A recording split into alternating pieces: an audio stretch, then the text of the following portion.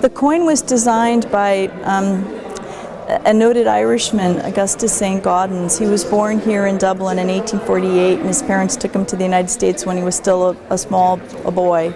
So President Theodore Roosevelt wanted to make American coinage gorgeous. The design that had been on the $20 gold coin was there for 50 years. So the president said, I would like provoke people to think more about the money that they have. And so Augustus St. Gaudens created this beautiful Liberty design. She's full of energy, not just a portrait. She's got a body, for God's sake, and she's charging into this, away from the sunset. She's not receding into it. So it's a very, very charismatic, energetic design.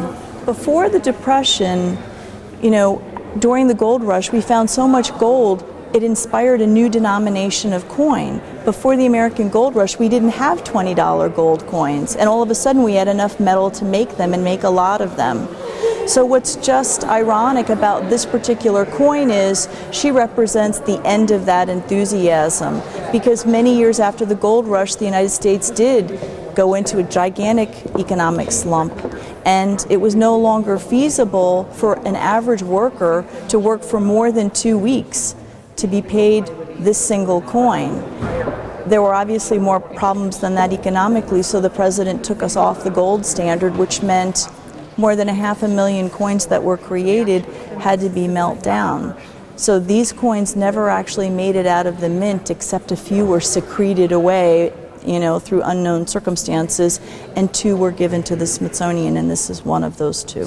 One of these coins remains in private hands because after we went off the gold standard, King Farouk of Egypt wanted to purchase a coin. He found someone who had one, and he applied for an export license. And because, as happens with the government, sometimes the right hand doesn't know what the left hand is doing, he received an export license, and so he was a legal holder of the coin.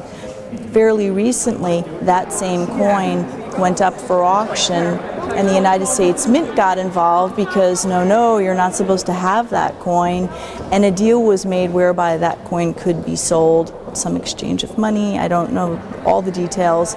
So yes, one coin was purchased at auction by an anonymous donor, we really don't know who that is, and it remains in private hands. The Smithsonian Institution is the largest cultural institution in the world, the biggest accumulation of museums. I work at the National Museum of American History, where this coin and its fellow coins reside. And our job is to protect the material culture and the material history of not just the United States anymore, but really the world.